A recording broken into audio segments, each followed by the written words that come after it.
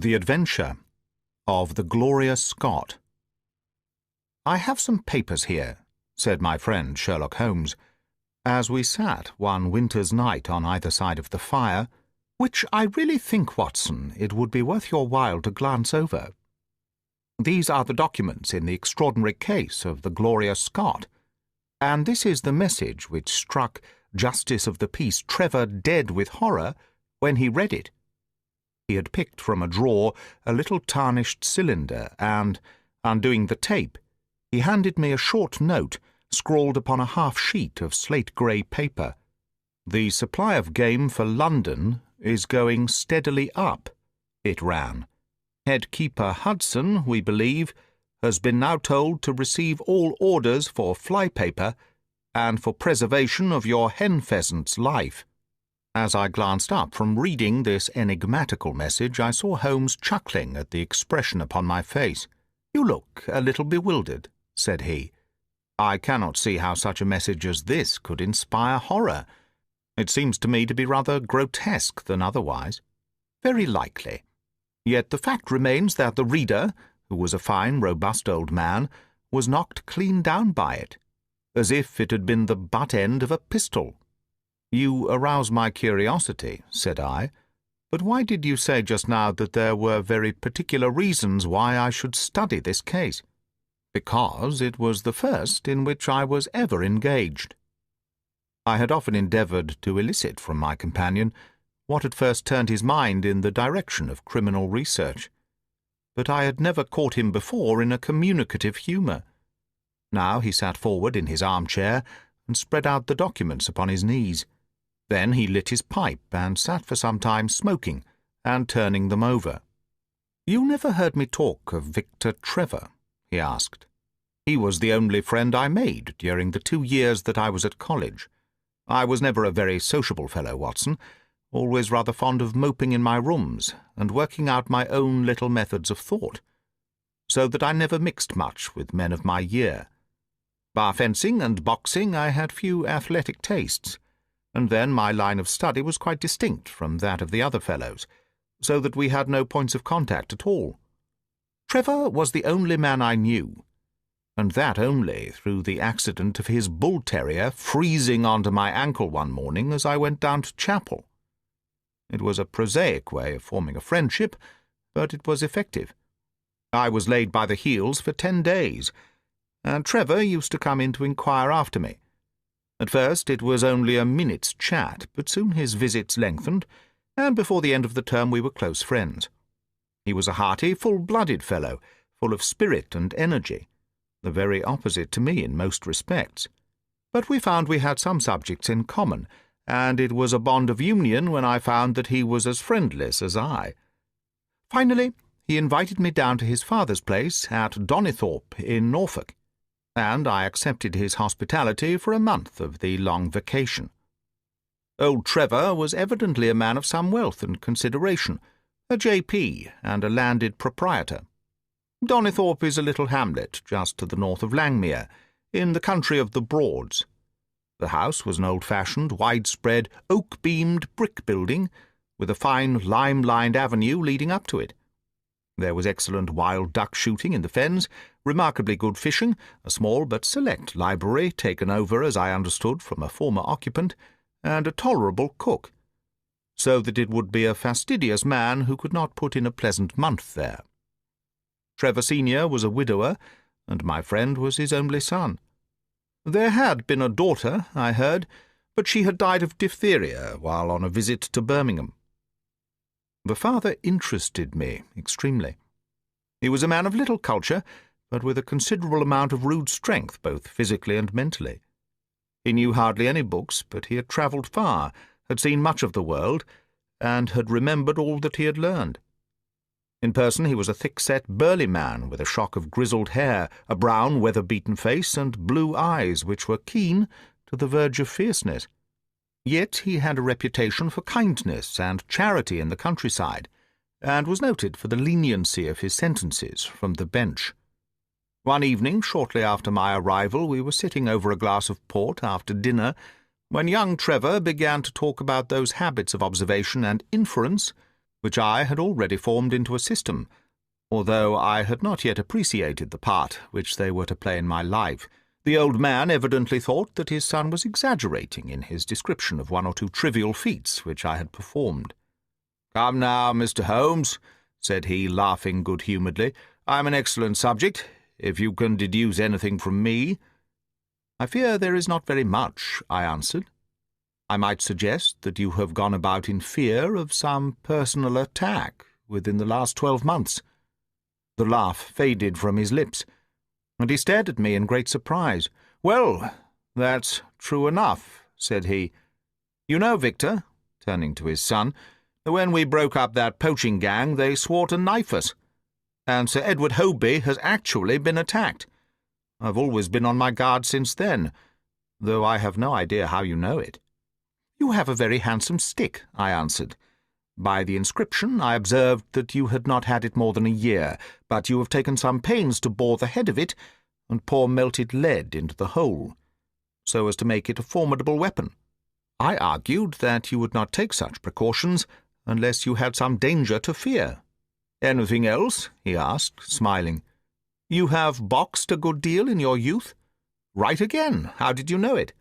Is my nose knocked a little out of the straight?" "No," said I. "It is your ears. They have the peculiar flattening and thickening which marks the boxing man." "Anything else?" "You have done a great deal of digging by your callosities." "Made all my money at the goldfields." "You have been in New Zealand?" "Right again." "You have visited Japan?" "Quite true." "And you have been most intimately associated with someone whose initials were J.A., and whom you afterwards were eager to entirely forget." Mr. Trevor stood slowly up, fixed his large blue eyes on me with a strange, wild stare, and then pitched forward on his face among the nutshells which strewed the cloth, in a dead faint. You can imagine, Watson, how shocked both his son and I were. His attack did not last long, however, for when we undid his collar and sprinkled the water from one of the finger-glasses over his face, he gave a gasp or two and sat up. "Ah, boys," said he, forcing a smile, "I hope I haven't frightened you. Strong as I look, there is a weak place in my heart, and it does not take much to knock me over. I don't know how you manage this, Mr. Holmes, but it seems to me that all the detectives of fact and of fancy would be children in your hands. That's your line of life, sir, and you may take the word of a man who has seen something of the world." And that recommendation, with the exaggerated estimate of my ability with which he prefaced it, was, if you will believe me, Watson, the very first thing which ever made me feel that a profession might be made out of what had, up to that time, been the merest hobby. At the moment, however, I was too much concerned at the sudden illness of my host to think of anything else. "I hope that I have said nothing to pain you," said I. "Well, you certainly touched upon rather a tender point. Might I ask how you know, and how much you know?" He spoke now in a half-jesting fashion, but a look of terror still lurked at the back of his eyes. "It is simplicity itself," said I. "When you bared your arm to draw that fish into the boat, I saw that J.A. had been tattooed in the bend of the elbow. The letters were still legible, but it was perfectly clear from their blurred appearance and from the staining of the skin round them that efforts had been made to obliterate them. It was obvious, then, that those initials had once been very familiar to you, and that you would afterwards wish to forget them." "What an eye you have!" he cried, with a sigh of relief.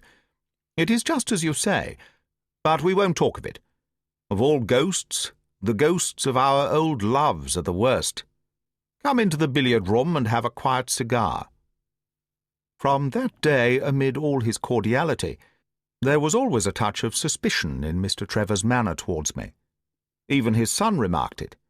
"You've given the governor such a turn," said he, "that he'll never be sure again of what you know and what you don't know." He did not mean to show it, I am sure, but it was so strongly in his mind that it peeped out at every action. At last I became so convinced that I was causing him uneasiness that I drew my visit to a close. On the very day, however, before I left, an incident occurred which proved in the sequel to be of importance. We were sitting out upon the lawn on garden chairs, the three of us, basking in the sun and admiring the view across the Broads, when the maid came out to say that there was a man at the door who wanted to see Mr. Trevor. "What is his name?" asked my host. He would not give any. "What does he want, then?" "He says that you know him, and that he only wants a moment's conversation." "Show him round here." An instant afterwards there appeared a little wizened fellow, with a cringing manner and a shambling style of walking. He wore an open jacket with a splotch of tar on the sleeve, a red and black check shirt, dungaree trousers, and heavy boots, badly worn. His face was thin and brown and crafty, with a perpetual smile upon it, which showed an irregular line of yellow teeth, and his crinkled hands were half closed in a way that is distinctive of sailors. As he came slouching across the lawn, I heard Mr. Trevor make a sort of hiccuping noise in his throat, and, jumping out of his chair, he ran into the house. He was back in a moment, and I smelt a strong reek of brandy as he passed me. "Well, my man," said he, "what can I do for you?" The sailor stood looking at him with puckered eyes, and with the same loose-lipped smile upon his face. "You don't know me?" he asked. "Why, dear me, it is surely Hudson," said Mr. Trevor, in a tone of surprise. "Hudson it is, sir," said the seaman. "Why, it's 30 year and more since I saw you last. Here you are in your house, and me still picking my salt meat out of the harness cask." "Tut, you will find that I have not forgotten old times," cried Mr. Trevor, and, walking towards the sailor, he said something in a low voice. "Go into the kitchen," he continued out loud, "and you will get food and drink. I have no doubt that I shall find you a situation." "Thank you, sir," said the seaman, touching his forelock.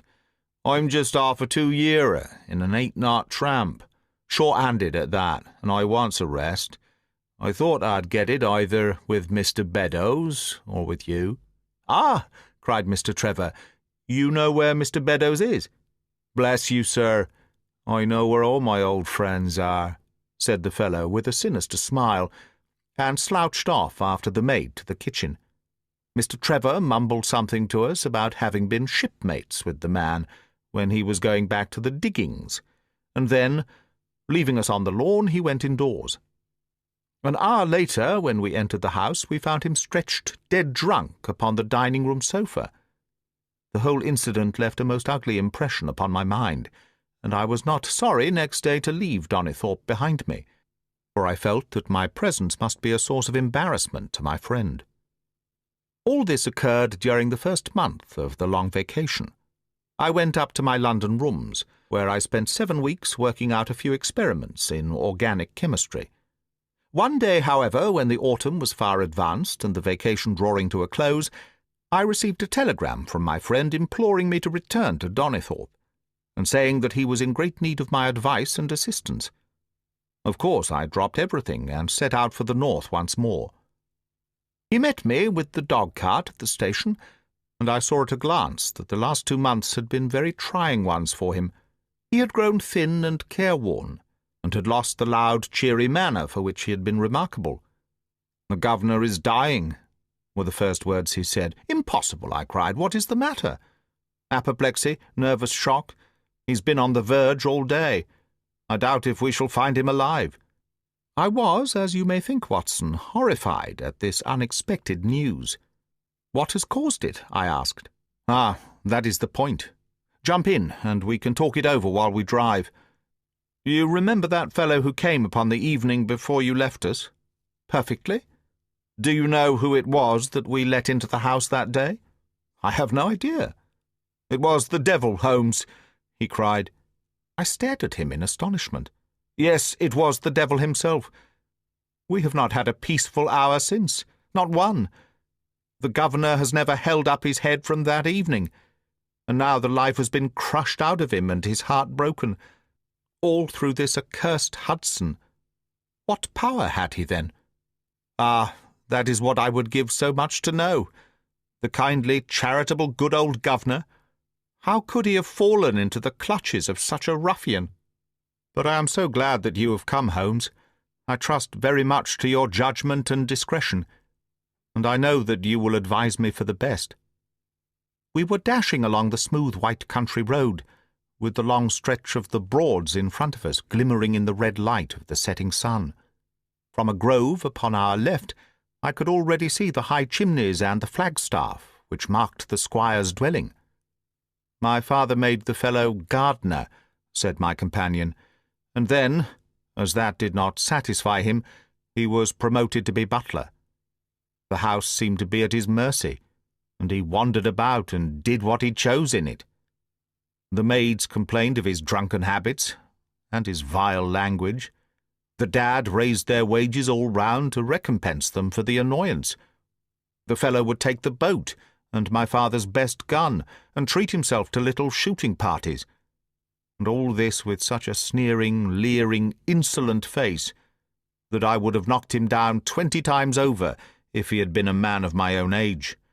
I tell you, Holmes, I have had to keep a tight hold upon myself all this time, and now I am asking myself whether, if I had let myself go a little more, I might not have been a wiser man. Well, matters went from bad to worse with us, and this animal, Hudson, became more and more intrusive until at last, on his making some insolent reply to my father in my presence one day, I took him by the shoulder and turned him out of the room. He slunk away with a livid face and 2 venomous eyes which uttered more threats than his tongue could do. I don't know what passed between the poor dad and him after that, but the dad came to me next day and asked me whether I would mind apologizing to Hudson. I refused, as you can imagine, and asked my father how he could allow such a wretch to take such liberties with himself and his household. "Ah, my boy," said he, "it is all very well to talk, but you don't know how I am placed. But you shall know, Victor. I'll see that you shall know, come what may. You wouldn't believe harm of your poor old father, would you, lad?" He was very much moved, and shut himself up in the study all day, where I could see through the window that he was writing busily. That evening there came what seemed to me to be a grand release, for Hudson told us that he was going to leave us. He walked into the dining-room as we sat after dinner, and announced his intention in the thick voice of a half-drunken man. "I've had enough of Norfolk," said he. "I'll run down to Mr. Beddoes in Hampshire. He'll be as glad to see me as you were, I dare say. You're not going away in an unkind spirit, Hudson, I hope?" said my father, with a tameness which made my blood boil. "I've not had my apology," he said sulkily, glancing in my direction. "Victor, will you acknowledge that you have used this worthy fellow rather roughly?" said the dad, turning to me. "On the contrary, I think that we have both shown extraordinary patience towards him," I answered. "Oh, you do you?" he snarled. "Very good, mate. We'll see about that." He slouched out of the room, and half an hour afterwards left the house, leaving my father in a state of pitiable nervousness. Night after night I heard him pacing his room, and it was just as he was recovering his confidence that the blow did at last fall. "And how?" I asked eagerly. "In a most extraordinary fashion. A letter arrived for my father yesterday evening, bearing the Fordingbridge postmark. My father read it, clapped both his hands to his head, and began running round the room in little circles like a man who has been driven out of his senses. When I at last drew him down to the sofa, his mouth and eyelids were all puckered on one side, and I saw that he had a stroke. Dr. Fordham came over at once, and we put him to bed. But the paralysis has spread. He has shown no signs of returning consciousness, and I think that we shall hardly find him alive." "You horrify me, Trevor," I cried. "What then could have been in this letter to cause so dreadful a result?" "Nothing. There lies the inexplicable part of it. The message was absurd and trivial. Ah, my God, it is as I feared." As he spoke, we came round the curve of the avenue, and saw in the fading light that every blind in the house had been drawn down. As we dashed up to the door, my friend's face convulsed with grief. A gentleman in black emerged from it. "When did it happen, Doctor?" asked Trevor. "Almost immediately after you left. Did he recover consciousness?" "For an instant, before the end."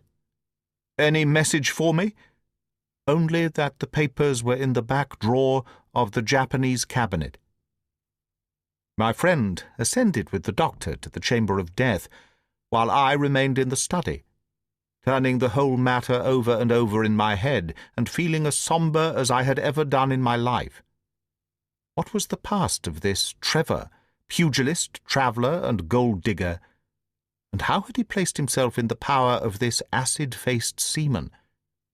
Why, too, should he faint at an allusion to the half-effaced initials upon his arm, and die of fright when he had a letter from Fordingbridge?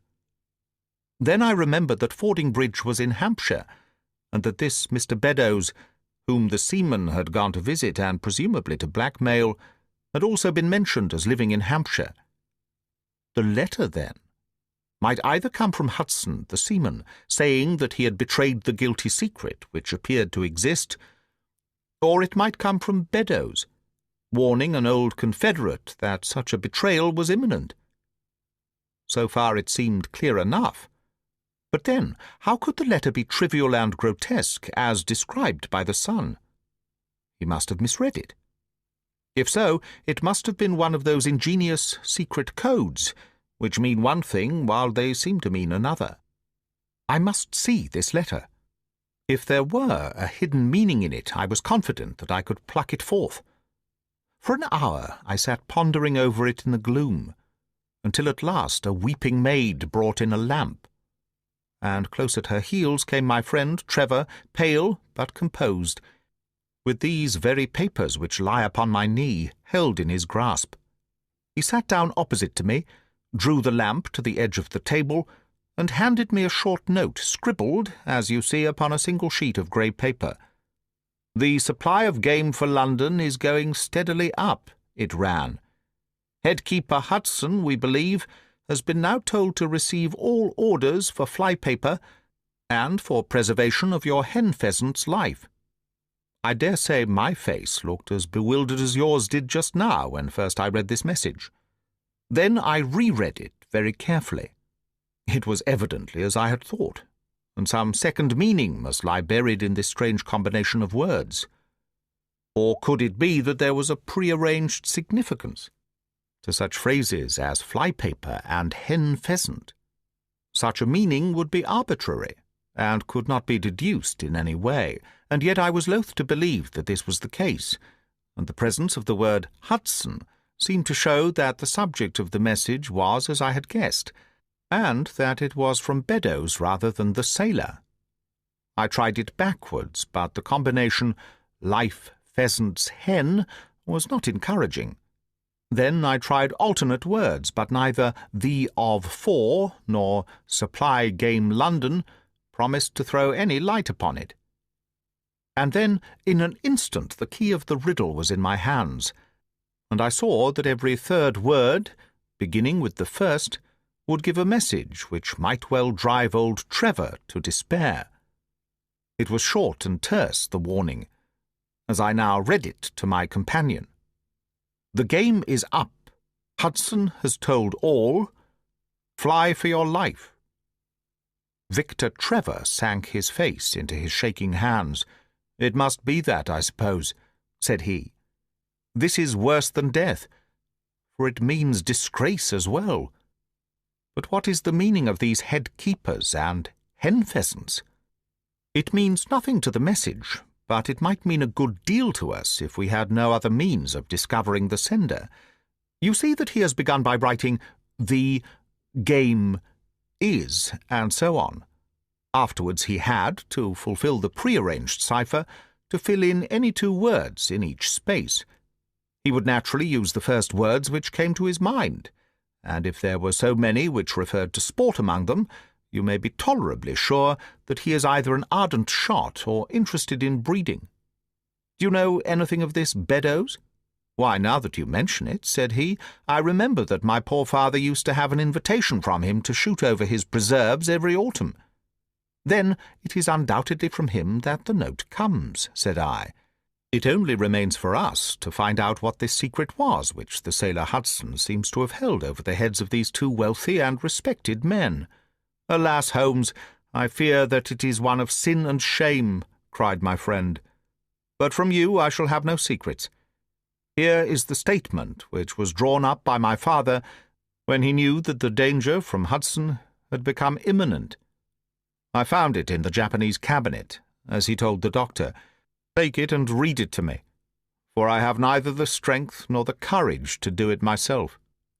"These are the very papers, Watson, which he handed to me, and I will read them to you as I read them in the old study that night to him.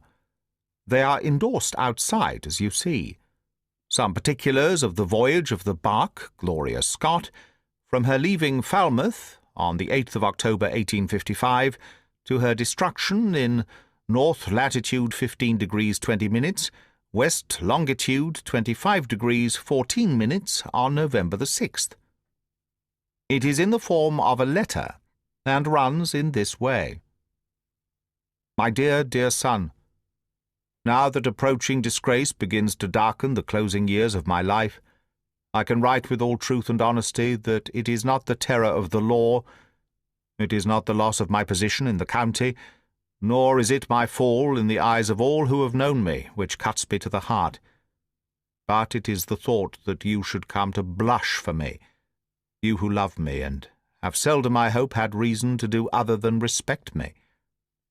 But if the blow falls, which is for ever hanging over me, then I should wish you to read this, that you may know straight from me how far I have been to blame. On the other hand, if all should go well, which may kind God Almighty grant, then, if by any chance this paper should be still undestroyed, and should fall into your hands, I conjure you, by all you hold sacred, by the memory of your dear mother, and by the love which has been between us, to hurl it into the fire, and to never give one thought to it again. If then your eye goes on to read this line, I know that I shall already have been exposed and dragged from my home, or, as is more likely, for you know that my heart is weak, be lying with my tongue sealed for ever in death. In either case, the time for suppression is past. In every word which I tell you is the naked truth, and this I swear as I hope for mercy. My name, dear lad, is not Trevor. I was James Armitage in my younger days, and you can understand now the shock that it was to me a few weeks ago when your college friend addressed me in words which seemed to imply that he had surmised my secret. As Armitage it was that I entered a London banking house, and as Armitage I was convicted of breaking my country's laws, and was sentenced to transportation. Do not think very harshly of me, laddie. It was a debt of honour, so-called, which I had to pay, and I used money which was not my own to do it, in the certainty that I could replace it before there could be any possibility of its being missed. But the most dreadful ill luck pursued me. The money which I had reckoned upon never came to hand, and a premature examination of accounts exposed my deficit. The case might have been dealt leniently with, but the laws were more harshly administered 30 years ago than now, and on my 23rd birthday I found myself chained as a felon with 37 other convicts in the 'tween decks of the bark Gloria Scott, bound for Australia. It was the year 55, when the Crimean War was at its height, and the old convict ships had been largely used as transports in the Black Sea. The government was compelled, therefore, to use smaller and less suitable vessels for sending out their prisoners. The Gloria Scott had been in the Chinese tea trade, but she was an old-fashioned, heavy-bowed, broad-beamed craft, and the new clippers had cut her out. She was a 500-ton boat, and besides her 38 jail-birds, she carried 26 of a crew, 18 soldiers, a captain, 3 mates, a doctor, a chaplain, and 4 warders. Nearly 100 souls were in her, all told, when we set sail from Falmouth. The partitions between the cells of the convicts, instead of being of thick oak, as is usual in convict ships, were quite thin and frail. The man next to me upon the aft side was one whom I had particularly noticed when we were led down to the quay. He was a young man with a clear, hairless face, a long, thin nose, and rather nut-cracker jaws. He carried his head very jauntily in the air, had a swaggering style of walking, and was above all else remarkable for his extraordinary height. I don't think any of our heads would come up to his shoulder, and I am sure that he could not have measured less than 6½ feet. It was strange among so many sad and weary faces to see one which was full of energy and resolution. The sight of it to me was like a fire in a snowstorm. I was glad then to find that he was my neighbour, and gladder still when, in the dead of night, I heard a whisper close to my ear, and found that he had managed to cut an opening in the board which separated us.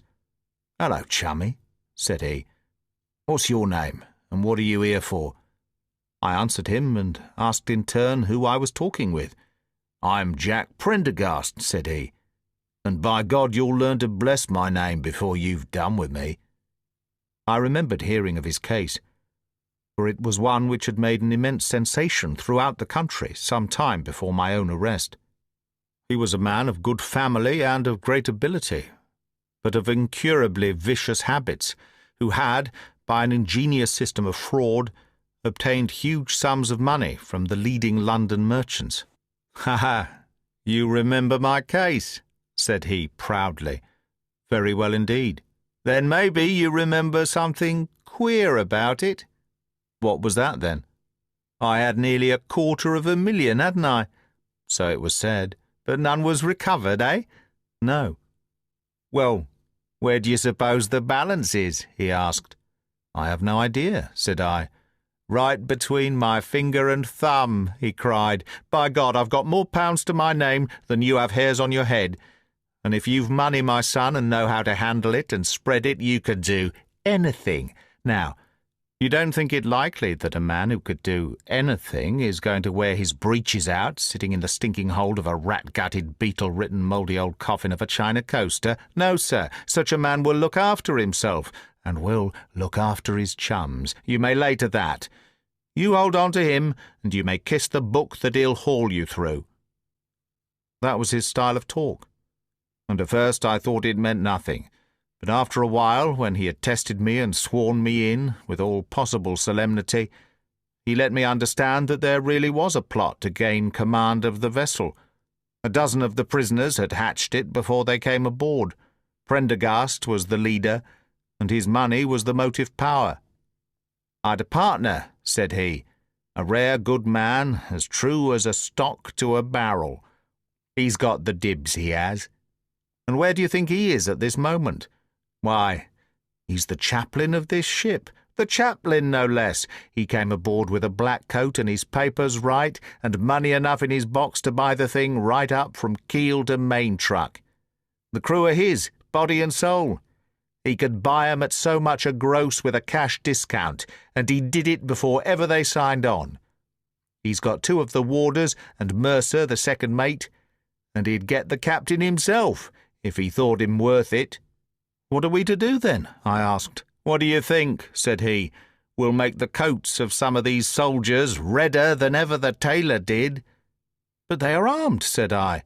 "And so shall we be, my boy. There's a brace of pistols for every mother's son of us, and if we can't carry this ship, with the crew at our back, it's time we were all sent to a young Mrs. boarding school. You speak to your mate on the left tonight, and see if he is to be trusted." I did so, and found my other neighbour to be a young fellow in much the same position as myself, whose crime had been forgery. His name was Evans, but he afterwards changed it like myself, and he is now a rich and prosperous man in the south of England. He was ready enough to join the conspiracy as the only means of saving ourselves, and before we had crossed the bay there were only 2 of the prisoners who were not in the secret. One of these was of weak mind, and we did not dare to trust him, and the other was suffering from jaundice, and could not be of any use to us. From the beginning there was really nothing to prevent us taking possession of the ship. The crew were a set of ruffians, specially picked for the job. The sham chaplain came into our cells to exhort us, carrying a black bag, supposed to be full of tracts. And so often did he come that by the third day we had each stowed away at the foot of our bed a file, a brace of pistols, a pound of powder, and 20 slugs. 2 of the warders were agents of Prendergast, and the second mate was his right-hand man. The captain, the 2 mates, 2 warders, Lieutenant Martin, his 18 soldiers, and the doctor were all that we had against us. Yet, safe as it was, we determined to neglect no precaution, and to make our attack suddenly at night. It came, however, more quickly than we expected, and in this way. One evening, about the 3rd week after our start, the doctor had come down to see one of the prisoners who was ill, and, putting his hands down the bottom of his bunk, he felt the outline of the pistols. If he had been silent, he might have blown the whole thing. But he was a nervous little chap, so he gave a cry of surprise and turned so pale that the man knew what was up in an instant and seized him. He was gagged before he could give the alarm and tied down upon the bed. He had unlocked the door that led to the deck, and we were through it in a rush. The 2 sentries were shot down, and so was a corporal, who came running to see what was the matter. There were 2 more soldiers at the door of the stateroom, and their muskets seemed not to be loaded, for they never fired upon us, and they were shot while trying to fix their bayonets. Then we rushed on into the captain's cabin, but as we pushed open the door, there was an explosion from within, and there he lay with his head on the chart of the Atlantic, which was pinned upon the table, while the chaplain stood, with a smoking pistol in his hand, at his elbow. The 2 mates had both been seized by the crew, and the whole business seemed to be settled. The stateroom was next the cabin, and we flocked in there, and flopped down on the settees, all speaking together, for we were just mad with the feeling that we were free once more.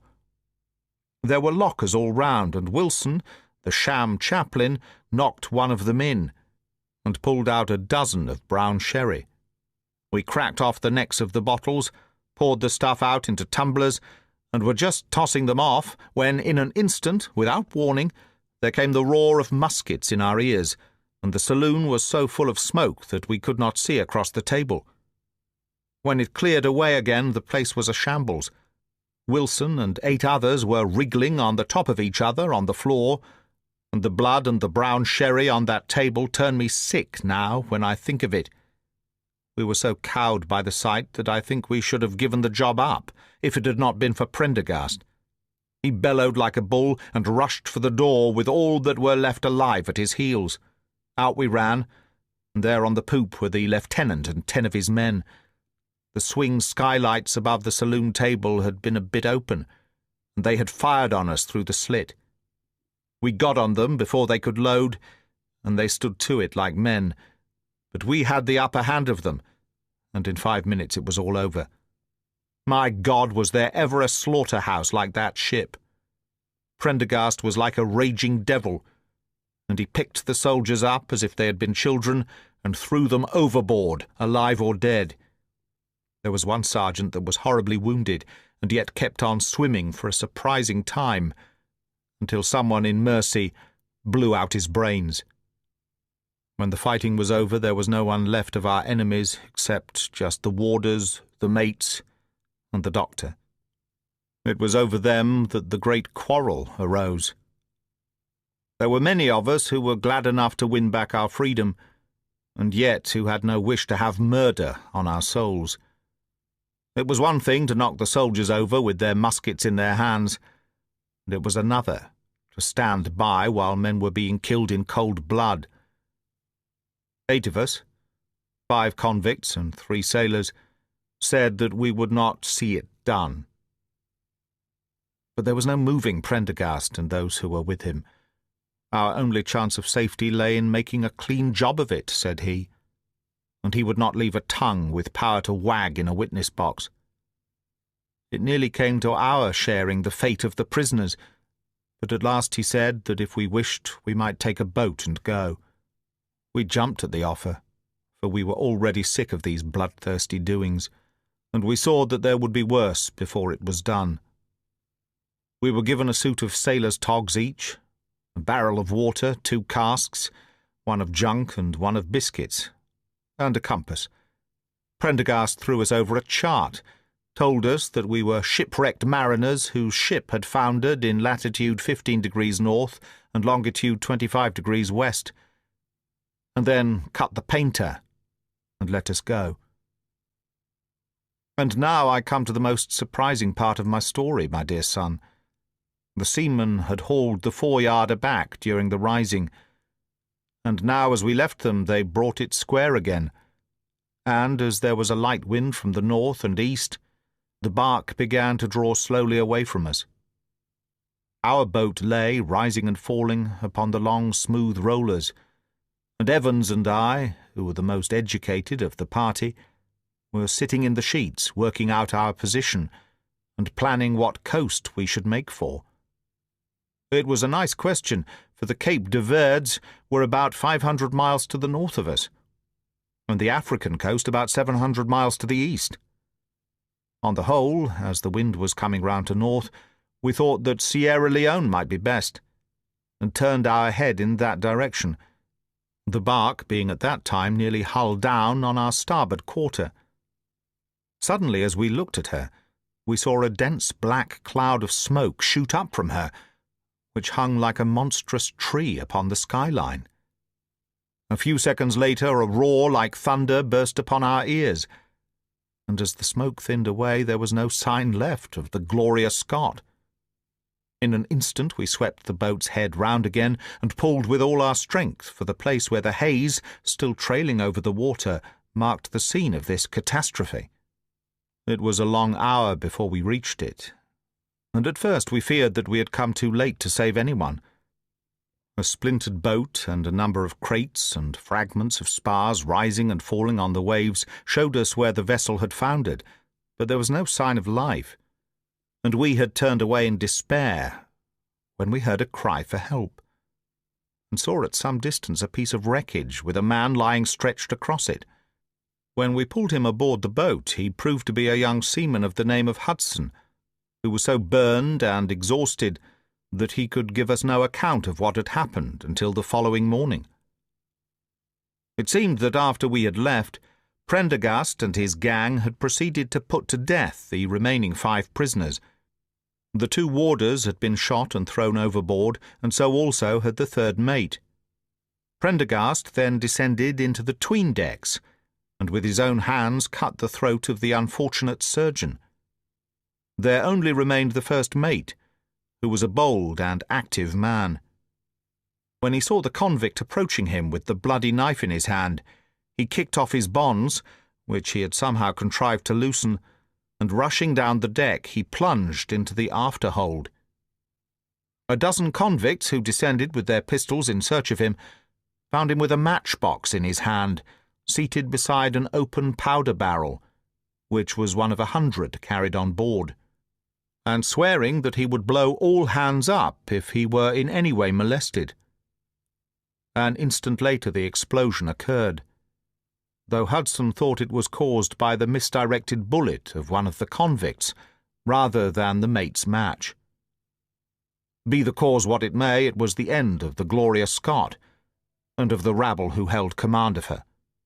Such, in a few words, my dear boy, is the history of this terrible business in which I was involved. Next day we were picked up by the brig Hotspur, bound for Australia, whose captain found no difficulty in believing that we were the survivors of a passenger ship which had foundered. The transport ship, Gloria Scott, was set down by the Admiralty as being lost at sea, and no word has ever leaked out as to her true fate. After an excellent voyage, the Hotspur landed us at Sydney, where Evans and I changed our names and made our way to the diggings, where, among the crowds who were gathered from all nations, we had no difficulty in losing our former identities. The rest I need not relate. We prospered. We travelled.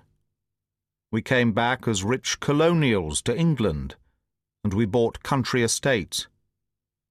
For more than 20 years we have led peaceful and useful lives, and we hoped that our past was forever buried. Imagine then my feelings when, in the seaman who came to us, I recognized instantly the man who had been picked off the wreck. He had tracked us down somehow, and had set himself to live upon our fears.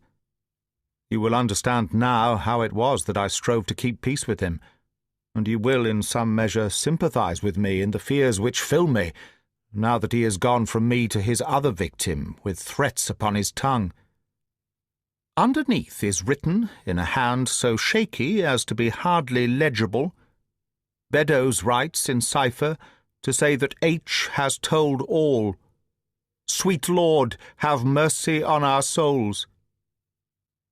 That was the narrative which I read that night to young Trevor, and I think, Watson, that under the circumstances it was a dramatic one. The good fellow was heartbroken at it, and went out to the Terai tea-planting, where I hear that he is doing well. As to the sailor and Beddoes, neither of them was ever heard of again after that day on which the letter of warning was written. They both disappeared utterly and completely. No complaint had been lodged with the police, so that Beddoes had mistaken a threat for a deed. Hudson had been seen lurking about, and it was believed by the police that he had done away with Beddoes and had fled. For myself, I believe that the truth was exactly the opposite. I think it is most probable that Beddoes, pushed to desperation, and believing himself to have been already betrayed, had revenged himself upon Hudson, and had fled from the country with as much money as he could lay his hands on. Those are the facts of the case, Doctor, and if they are of any use to your collection, I am sure that they are very heartily at your service. That is the end of The Adventure of the Gloria Scott, from the Memoirs of Sherlock Holmes, by Sir Arthur Conan Doyle. Read by Greg Wagland, for Magpie Audio, 2016.